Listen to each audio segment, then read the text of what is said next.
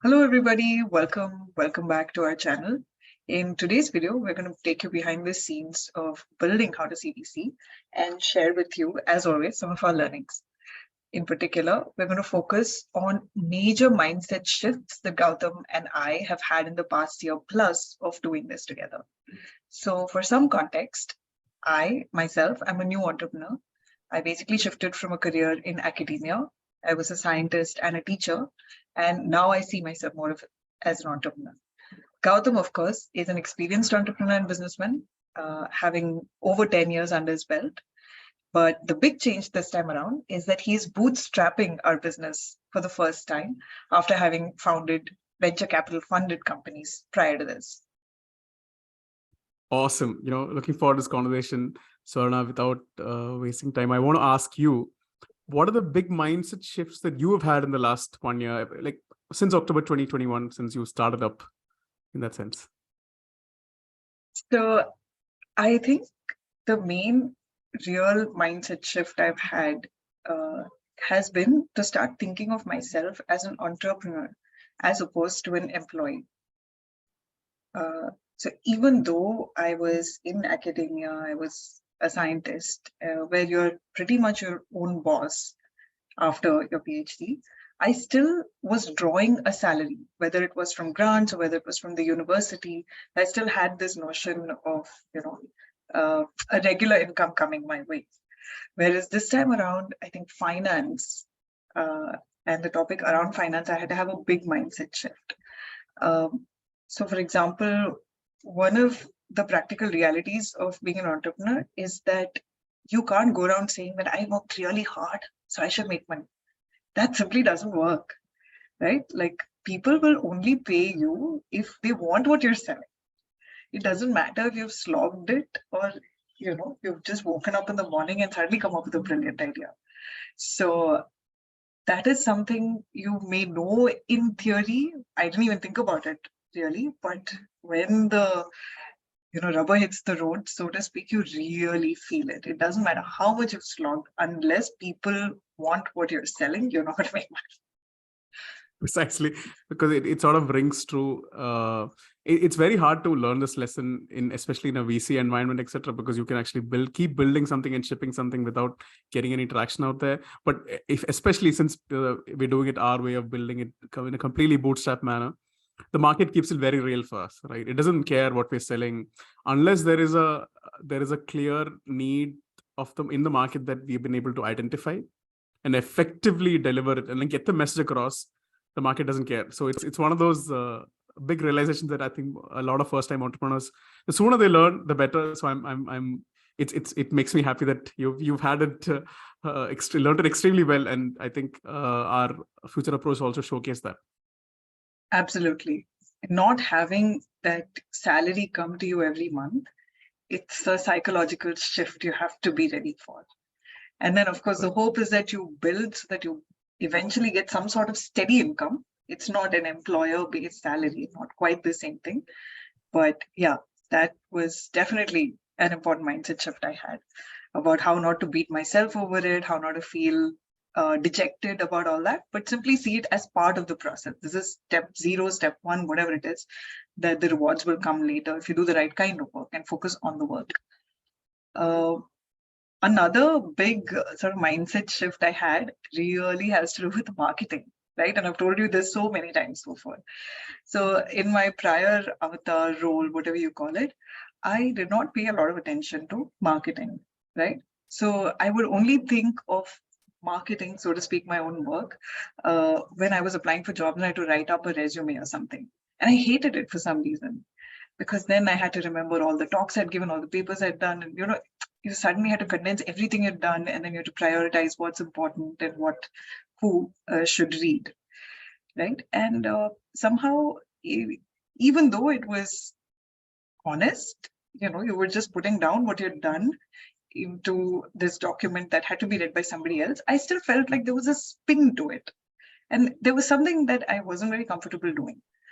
But having, started HowToCBC, now I completely think of marketing as something completely different. And the reason is because, especially with what you and I started, we went online right? We started online. Neither of us had much of an online presence in terms of HowToCBC. So pretty much everything had to be created from scratch as far as the entity HowToCBC went. So we had to showcase everything. And there was no way people were going to find us unless we went out telling people what we offered, who we are. So then I really understood that marketing was about speaking the truth, sending, clear targeted messages to an audience that might find help from us. So that was the mindset shift I really had. Like, marketing is a practical way of, communicating actual real information to an audience. It was not self-aggrandizing. It was not self-promotion. It was none of those things. It's a practical, very useful, and one of the most important things you can do for your business. Absolutely. I'm sure you are very happy to hear that. No? I am extremely glad, I have to say, because I think this is one of the I would say in the early days, it was difficult to convey certain things to you, or I felt like I wasn't marketing well enough. Right. So I think that was what how I was approaching it. But I also knew that you'd immediately see there is nothing like experiencing things firsthand, the reality of it firsthand, and actually feeling and actually coming into your own judgment of, okay, how does this really work? It is not about self-promotion. Because it's very hard to convey this to somebody who's not been through the ride. And once you've been through it, you immediately get it, the importance of it and how it's very central. And yeah, I think modern most people who are bootstrapping online and building their online business, you see the heavy emphasis they put on marketing. It goes a long way to show that how important the function is. Absolutely. Then I want to share one more thing I had a mindset shift about, right? So I'm a bit of a perfectionist, so which is somewhat not very advantageous, because you can end up going into this rabbit hole of iterating by yourself till you hit some notion of perfection. And clearly, after what we've been talking about, how we've had to build presence and people won't know unless we talk about what we offer, etc. We don't have the time to just sit with ourselves and keep iterating endlessly. So another big mindset shift I've had is about being willing to share almost work in progress quickly. Because without feedback, we are not going to find that interested audience that will pay us. We're never going to find that nice fit to be able to serve people what they need. I'm not sitting here making just some castles in the air that I want to showcase to people whether or not they like it. That's not what we are here to do, right? We are here to build a business, which means that there have to be transactions. So there has to be somebody interested in what you're offering. And so I think this notion of letting go of perfection and also in some sense, to some extent, building in public, exposing the part of your creation a little bit to the public to get more immediate feedback. I've definitely become much more open to that. Awesome. Great to hear that.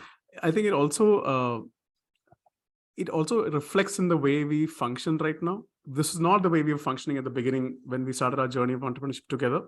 So in fact, this video is also a testimony to that, actually sharing our learnings over the last 1 year. So yeah, that I think that these learnings, I completely agree when you say that these are actual mindset shifts that you've had and actually underwent, and it's almost like it's matured. There is a certain sense of matured understanding on all these functions, I feel.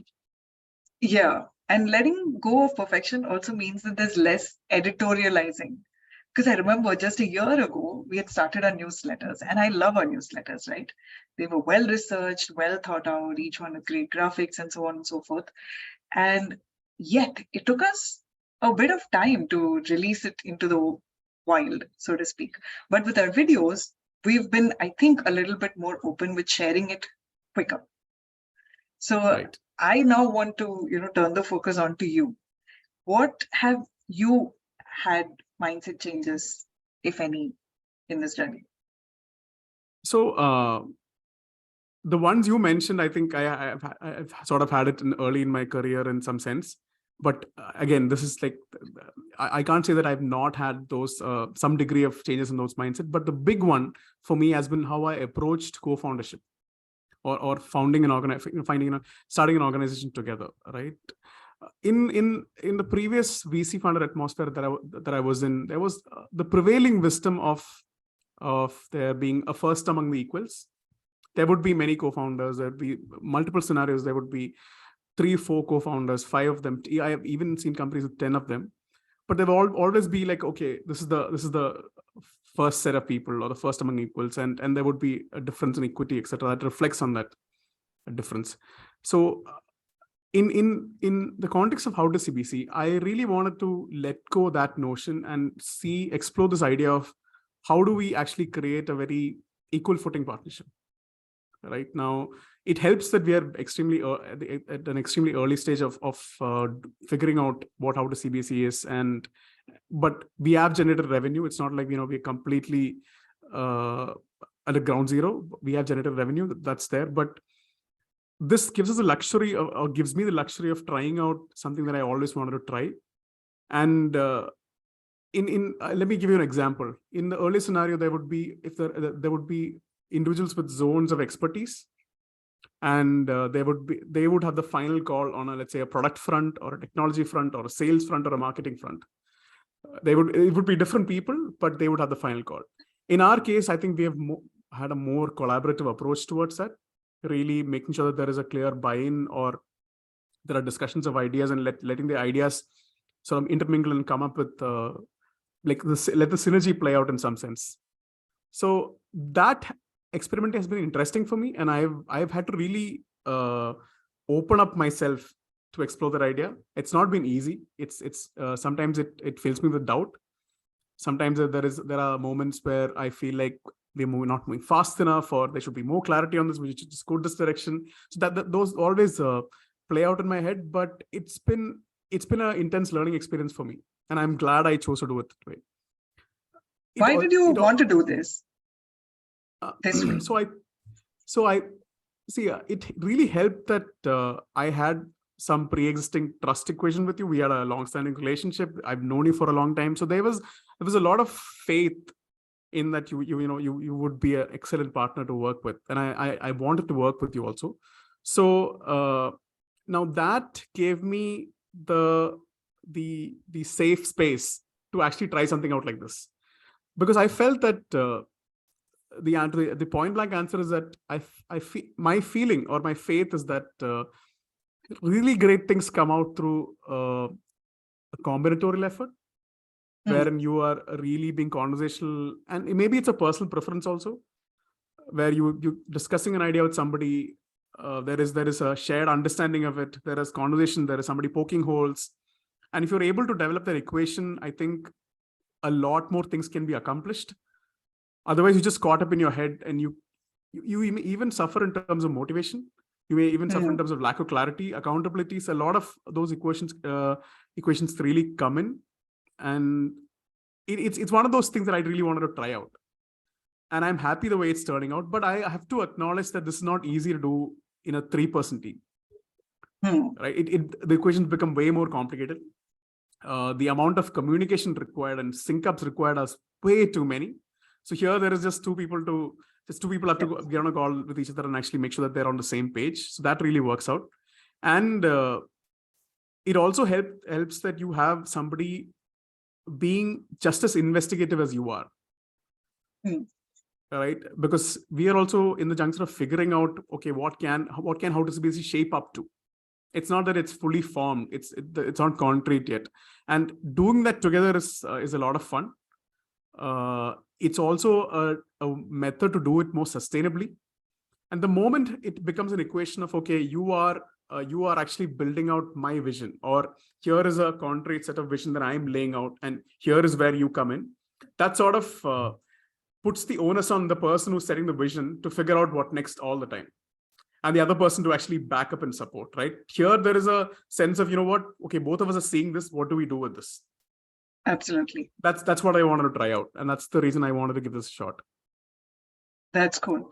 And some of the things you mentioned about how there may be zones of expertise, I think there is still a chance that it will evolve as we grow, perhaps as our operations grow, and perhaps as we start getting more people on our team and so on. But I really like that you decided to go this route, because now we're both, in some sense, really both equally invested in creating, in setting vision for what we're doing together. And it also gives, as you said, a safe space to me to try out a lot of ideas and for you to try out all of these ideas. And ultimately, the way I see this, we work on things that we both agree on. Right. Exactly. Right? So HowToCBC is like a bucket that catches things that we're absolutely sure both of us agree on. Right. It does add a sense of one more layer of uncertainty to the process, though, because you're always unsure of okay, what does a shared preference look like, right? Which direction is it going to go? So there is always there is definitely an added layer of uncertainty. Those may not be great in a venture funded company context, because there is always a lot of certainty and clarity sought. Right. I think bootstrapping HowToCBC and actually taking a very investigative approach to this gives us the luxury of trying this approach out. And I think it's working out well also. In the initial days, there was also the sense that, okay, I'd build the stage building first, right? And you were coming in later. But now I feel, we've traversed enough duration to feel that we are actually doing this together. That's awesome. That's awesome. I'm sure we can go on to talk about these topics for a long time. Maybe you should save that for another video. But today, thank you all for joining in on our session on what in the first year plus of doing this together, Gautham and I have had mindset shifts in. Thank you. Thank you. Bye.